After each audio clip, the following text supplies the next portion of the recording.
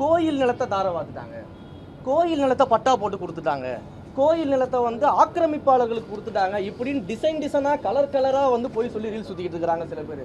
குறிப்பாக அண்ணன் நயினார் நாகேந்திரன் போன்றவர்கள்லாம் இது என்ன விஷயம், என்ன ஹிஸ்ட்ரி இருக்குது, என்ன சட்டங்கள் இருக்குது, இது எதையுமே பார்க்காம கலராக ரீல் சுற்றிக்கிட்டு இருக்கிறாங்க சமூக வலைதளத்தில். அதாவது இனாம் ஒழிப்பு சட்டம்னு ஒன்று இருக்குது. இது அண்ணனுக்கு தெரியுமா என்னன்னு எனக்கு தெரியல. இனாம் ஒழிப்பு சட்டத்தின் மூலமாக 1963, 67 காலகட்டத்தில் வந்து பார்த்தீங்கன்னா பல்லாண்டுகளுக்கும் மேலாக அங்கே உழவு தொழில் செய்து விவசாயம் செய்து வந்த அந்த மக்கள், குடிவாரம்னு சொல்லக்கூடிய அந்த மக்கள் அங்கே வசித்து வராங்க. அப்போ அவங்களுக்கு அந்த இடத்துடைய உரிமையை கொடுக்கும் விதமாக, அந்த இடத்தை அனுபவித்து அவங்க வந்து அதற்கான பயன்பாட்டை கொண்டு வரும் விதமாக அந்த இனாம் ஒழிப்பு சட்டத்தின் மூலமாக அன்றைய காலகட்டத்தில் வந்து பார்த்தீங்கன்னா ஃபுல் சர்வே, ஒரு செட்டில்மெண்ட் தாசில்தாரை போட்டு கம்ப்ளீட் சர்வே எல்லா வகையிலும் என்கொயரி பண்ணி யார் யாருக்கெல்லாம் நியாயமாக பட்டா வழங்கப்பட வேண்டும்னு முடிவு பண்ணாங்களோ அவங்க எல்லாருக்கும் அப்போவே பட்டா வழங்கிட்டாங்க. இவங்க சொன்னது போல் ஏதோ புதுசாக தாவேக்கா ஆட்சிக்கு வந்தோடனே பட்டா போட்டு கொடுத்துட்டோம் அப்படின்றத ஒரு அப்பட்டமான பொய். அது இனாம் ஒழிப்பு சட்டத்தின் மூலமாகவே அவங்களுக்கு பட்டா கொடுத்தாச்சு. பட்டா கொடுத்ததுக்கு பிறகு 60 ஆண்டுகளுக்கு மேலாக அந்த மக்கள் வந்து அங்கே வசிச்சுட்டு வராங்க. பல முறை அந்த 60 ஆண்டு காலத்தில் பல முறை அந்த மக்கள் வந்து நிலங்களை விற்கிறது, வாங்கிறது, லோன் எடுக்கிறது, இன்னும் சொல்லப்போனால் பல்வேறு இடங்களில் கவர்மெண்ட் ப்ராஜெக்ட்ஸுக்கு அந்த இடத்த எடுக்கும் பொழுது சம்பந்தப்பட்ட நில உரிமையாளர்களுக்கு அந்த பட்டா வச்சிருக்காங்க இல்லையா, இன்னைக்கு அவங்க என்க்ரோச்சர்னு சொல்கிறாங்க இல்லையா, அந்த பட்டா உரிமையாளர்களுக்கு அரசாங்கமே காம்பன்சேஷனும் கொடுத்துருக்கக்கூடிய வரலாறுகள்லாம் இங்கே இருக்குது. அப்போ அரசாங்கமே ஒருத்தர் காம்பன்சேஷன் கொடுக்குறதுனா அவருக்கு ரைட் இருக்குன்னு தானே கொடுக்குறாங்க. அப்போ இதெல்லாம் அங்கே இருக்குது. இந்த 60 ஆண்டு காலம் இருந்தவங்கள சில அரசியல் சூழல்கள் என்ன பண்ணுறாங்கன்னா பிளாக் பண்ணுறாங்க.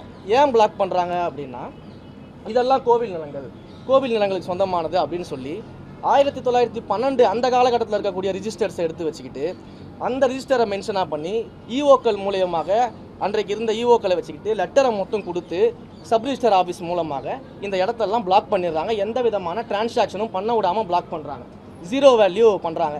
அப்போ இந்த பிளாக் பண்ணதுனாலையும் டிரான்சாக்ஷனை ஜீரோ வேல்யூ பண்ணதுனாலையும் அங்கே இருக்கக்கூடிய மக்கள் எவ்வளவு கஷ்டப்பட்டிருக்காங்க, எவ்வளவு போராடி இருக்காங்க, எத்தனை போராட்டங்களுக்கான ஆதாரத்தை நான் கொடுக்க முடியும், முடிச்சிடறேன்.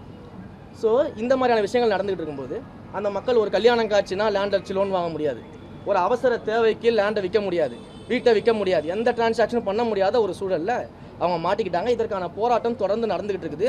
அதே போல் கடந்த தேர்தலில் இதே அதிமுக பாஜக கூட்டணி வச்சு சந்திக்கும் பொழுது இந்த இனாம் விஷயம் தொடர்பாக மக்களுக்கு ஏற்றார் போல நாங்கள் என்னென்ன நல்ல நடவடிக்கை எடுக்கணுமோ அது எடுக்கிறோம்னு சொல்லி தேர்தல் அறிக்கையிலேயே கொடுத்துருக்குறாங்க. ஆனால் இன்றைக்கு அவங்க எதிர்த்து பேசுகிறாங்க, புரியுதுங்களா? அப்போ இந்த மாதிரியான விஷயங்கள் பண்ணிட்டு இருக்கிறோம். இதில் நியாயப்படி நீங்கள் பார்த்தீங்கன்னா மொத்தம் வந்து நம்மளுடைய கரூர் மாவட்டத்தை பொறுத்த வரைக்கும் 3071 இனங்கள் சர்வே நம்பர்ஸ் வந்து பிளாக்கில் இருக்குது.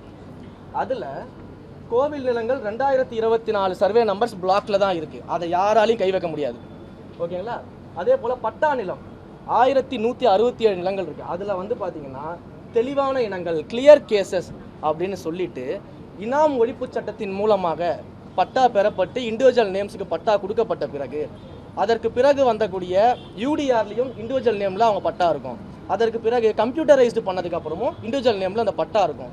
இந்த 3 ரிஜிஸ்டரையும் சரியாக சரிபார்த்து இந்த கிளியர் கேசஸ் இந்த கேசஸ் மேலே எந்த விதமான கோர்ட்டு வழக்குகளும் நிலுவையில் கிடையாது. எந்த கோயிலும் போயிட்டு எங்களுடைய லேண்டுன்னு சொல்லி சிவில் சூட் போட்டெல்லாம் வழக்குகளும் நிலுவை கிடையாது. அப்படி எதுவுமே இல்லாத இந்த கிளியர் கேசஸ் இருக்குது பார்த்தீங்களா, அதனுடைய பிளாக்ஸை மட்டும்தான், அவங்களுடைய டிரான்சாக்ஷன் இருக்கக்கூடிய பிளாக்கை மட்டும்தான் ரிலீஸ் பண்ணியிருக்கிறோம். இவங்க சொன்ன மாதிரி கோயில் நிலத்தை கொண்டு போய் பட்டா போட்டு கொடுக்கல, புதுசாக பட்டா போட்டு கொடுக்கல, இதெல்லாம் தான் நம்ம பண்ணியிருக்கிறோம். இதுதான் வந்து இங்கே இருக்கக்கூடிய நிகழ்வு. இதை வந்து மூடி மறைச்சிட்டு கோயில் நிலத்தை பட்டா போட்டு கொடுத்துறோன்னு ஒரு பொய்யான ப்ரொபகண்டாவை முன் வச்சுட்டு இருக்கிறாங்க.